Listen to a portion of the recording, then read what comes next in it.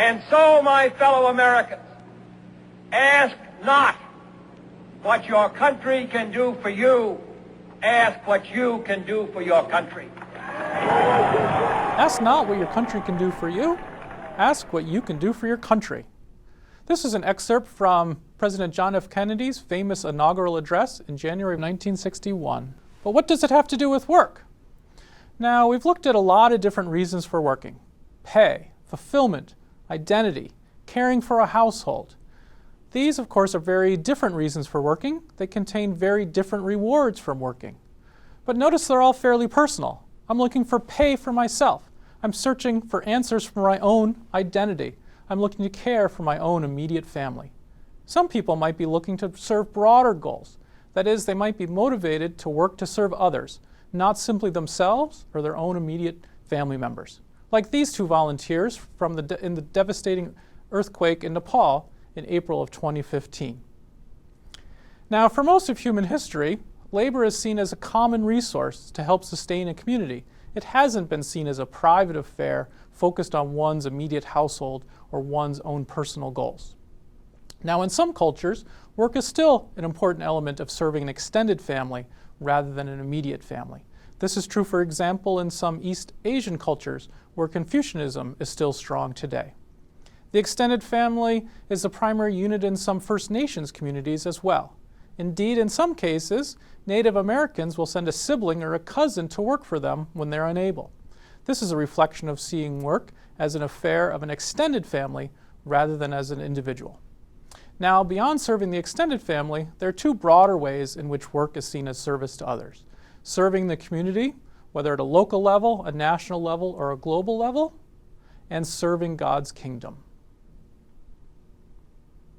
So first, serving the community, again, whether locally or globally. Serving communities can take many forms. It can be unpaid volunteering in your neighborhood. It can be working in a low-paid civic service program locally or internationally. It can be military service for your country. Now, those are all examples from non-traditional jobs, but you can also serve others through traditional work. Being a manager in a nonprofit, becoming a public servant working for a government agency, taking a sabbatical from an executive to be a teacher in a low-income community. Or in some countries, especially as they are trying to industrialize, working hard in industry and elsewhere is promoted as a way to serve a country's goals. So working hard in regular jobs becomes a patriotic duty. So why do people serve others through their labor? Well, for some, it's rooted in humanitarian concerns, which are based in ethical or religious principles. Others might want to build strong, vibrant communities because they think that it serves political or economic goals. Some people might want to try to repay a perceived debt to society. And there's also individual rewards, which can be derived from volunteering or serving others.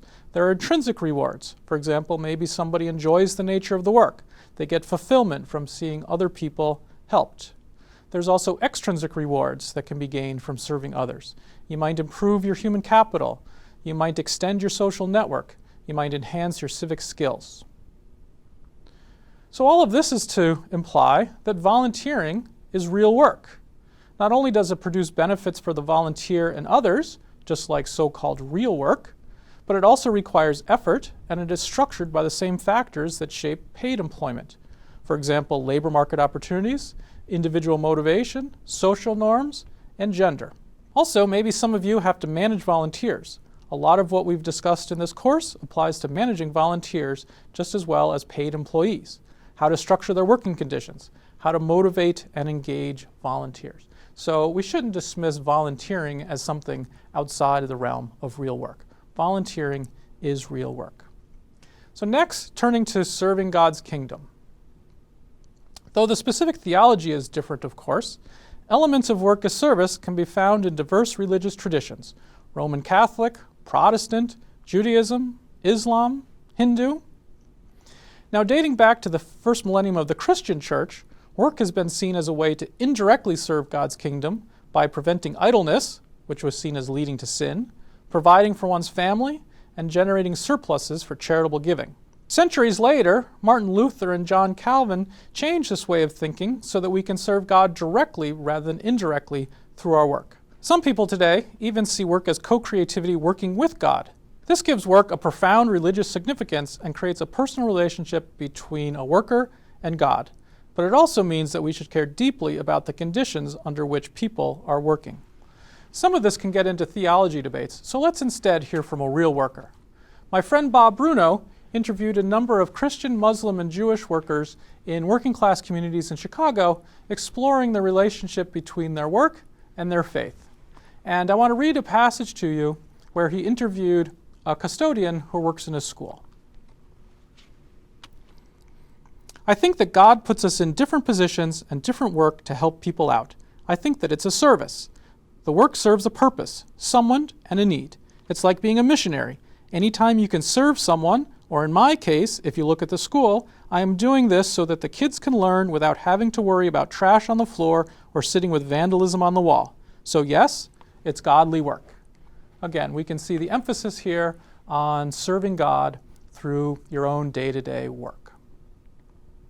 What I called personal fulfillment in earlier videos, recall a sense of satisfaction and self-esteem, is often phrased as achieving a sense of inner joy when work is seen as serving God or a god.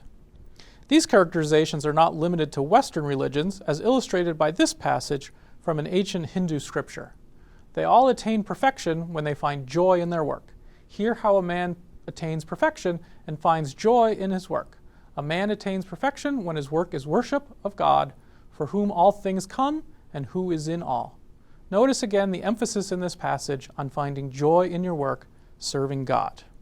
Achieving joy can also be characterized as being liberated from the cursed nature of work. Lastly, some also see work as a calling, something that God summons someone to do by providing special gifts or special talents. Now, in secular terms, this can be seen as occupational devotion, where someone gets so many intrinsic rewards from their work, it no longer seems like work.